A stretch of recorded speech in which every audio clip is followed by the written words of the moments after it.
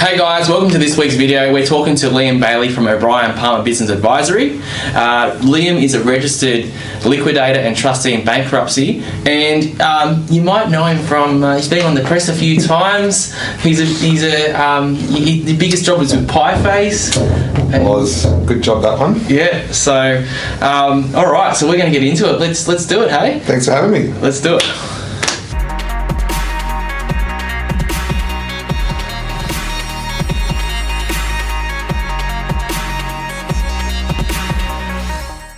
So guys, like I was saying in the intro, Liam Bailey, hey, thanks for coming along, mate. No worries, mate. Thanks very much for having me. Yeah, great to have you in the chair here. It's there's a long list of people I want, and you were high up on that list, and it's so good to be able to have you here today, telling us all about. I guess we're going to really be focusing our conversation around business owners and being in liquidation for our audience. I mean, what is a liquidator? Yeah, look, being a liquidator obviously has a little bit of a darker aspect to it. It's that it's our job to clean up when businesses fail. I very much like to focus my practice on business turnaround and rehabilitation. But unfortunately, that's not always possible. And I suppose where businesses can be saved is great, but unfortunately they can't all be saved. Yeah, and it's probably one of the biggest fears for a business owner is to go under. And I guess everyone goes into business, they don't go in to fail, but sometimes it's just not their own fault as well, is it? Look, businesses fail for a whole number of reasons, and a lot of businesses fail for reasons completely beyond the control of directors. There'll be a lot of businesses who were, through no fault of their own, will have faltered because of COVID, who really could have seen an international pandemic of these proportions coming along that came out of nowhere.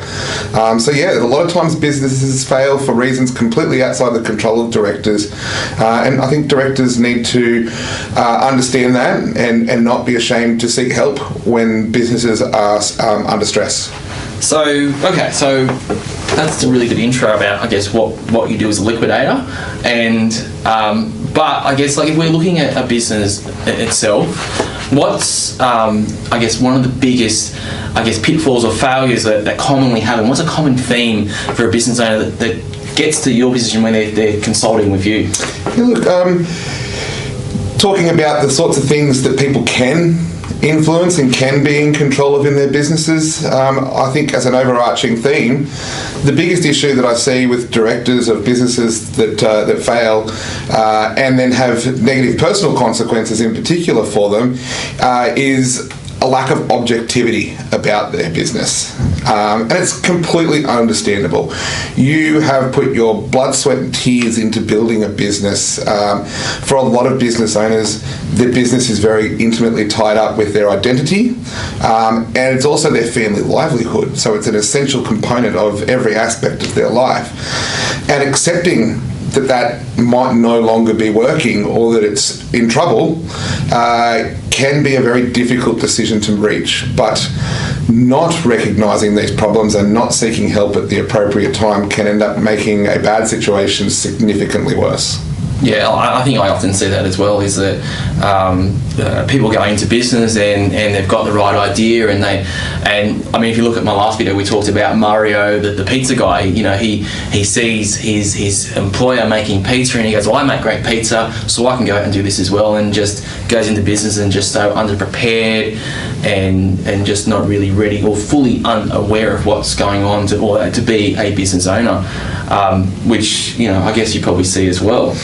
Yeah, look, there's a lot of people who have taken a break from their careers that they've had. They've utilised their superannuation to buy into businesses. There was a very big drive for people setting up franchise businesses a few years back.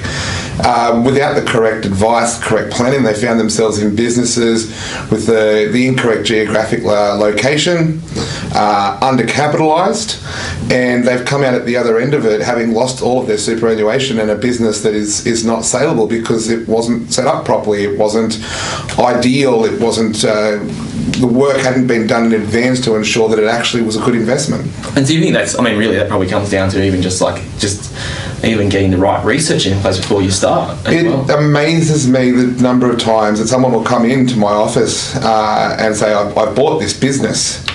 And before actually signing on the dotted line, didn't go and speak to an accountant or an advisor, someone to look over the books and records of the business that they were buying to see whether they stacked up and made sense, or whether there was any hidden traps. They don't speak to a lawyer about the terms of the contracts that they're signing before handing over hundreds of thousands of dollars, because they don't see the value of the professional advice up in advance, which to me is crazy before you invest your superannuation or life savings. Yeah, absolutely. I mean, I see this I hear this story quite often, and like I'm fairly blunt and honest with my clients, but like you're going to go potentially buy maybe a $500,000 business, or put maybe that sort of money into a business, and you haven't had a solicitor review the lease. And it's like, what are you signing up to? Well, you wouldn't buy a house without having your solicitor look over the terms of a contract to buy a house. Most people do the same thing when they're setting up their corporate structures, their wills and things like that. Will get advice, but for some reason we buy businesses based solely on our own knowledge, and a lot of people who buy businesses don't have a lot of business background, legal background, accounting background.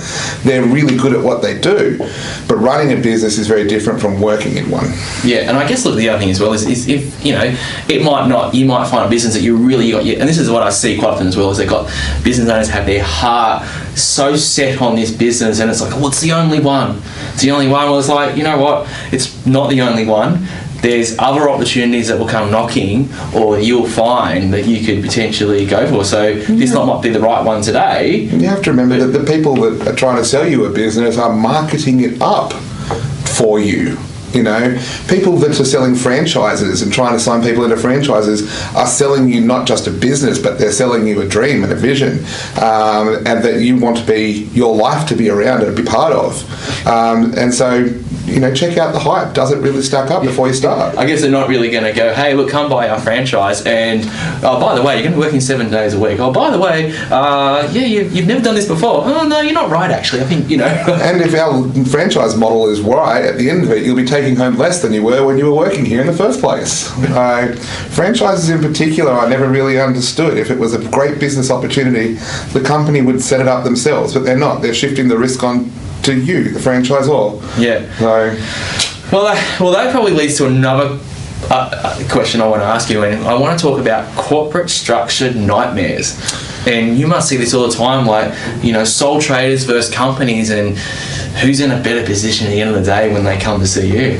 Look, very much, I do believe strongly that if you've got a financial position or a financial background, some assets that need protecting, incorporation is almost essential.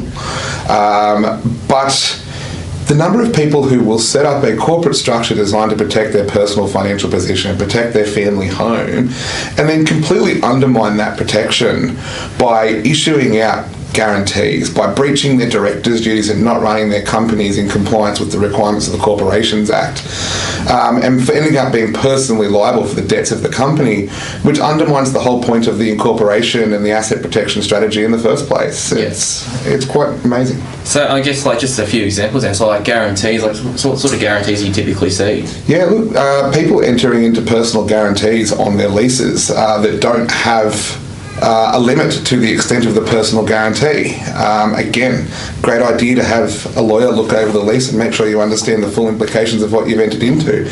Because there have been people that have come into my office, and they've personally guaranteed effectively a year, 2 years of an ongoing lease after their business has failed, and then have to dip into the equity in their homes to pay out the landlords.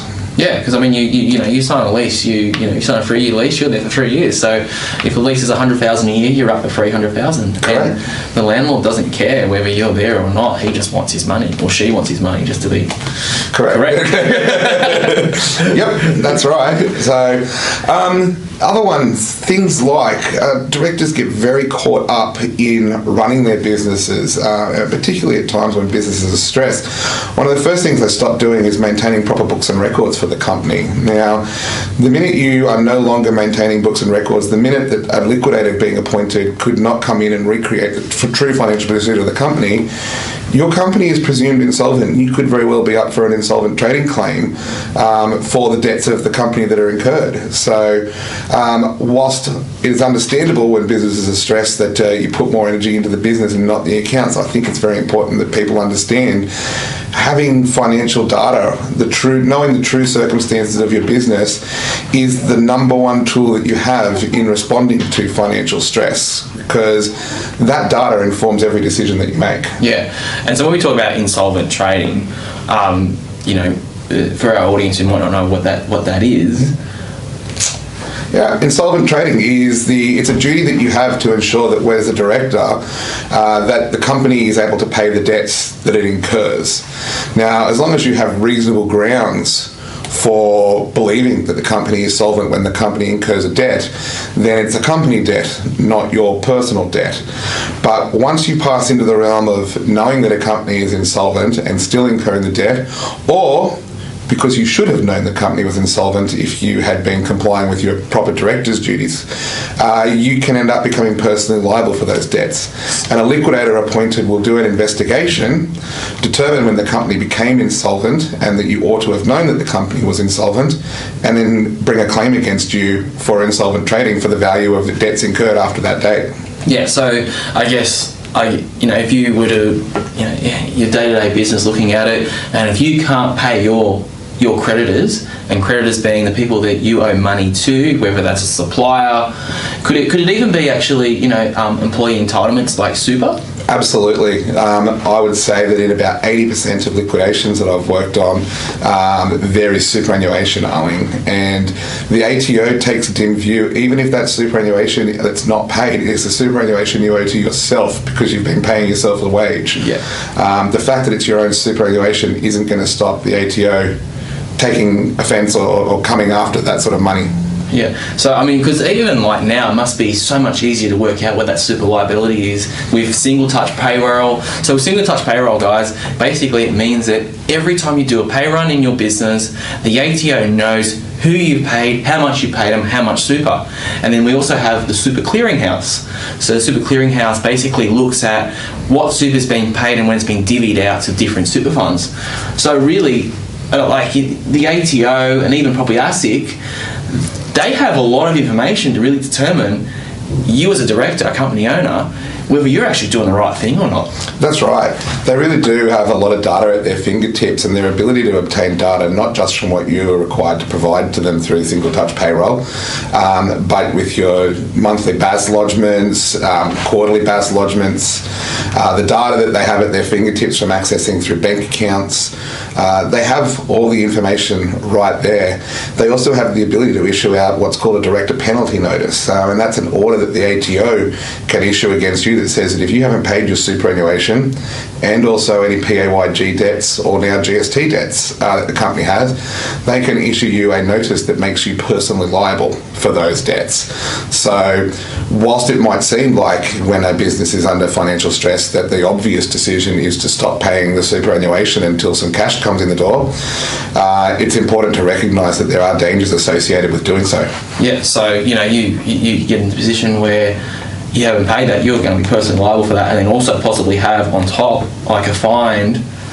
Yeah. ASIC for. Look, we're finding at the moment that in circumstances where directors have not paid superannuation for a significant amount of time, they are getting penalties attached to it, even if it's their own superannuation. So you can find yourself paying twice the amount of superannuation that you actually owed, so that it can get funneled back into your own super fund, but they will still wind up companies and make you personally liable for those debts and force you to pay them. Yeah, look, and I think this really just highlights that before you go into business, you really need to be fully aware of what you're getting yourself into. And I think and the big thing I've been talking about this month has been encouraging people to start a business, but also being fully aware about what it means to be a business owner.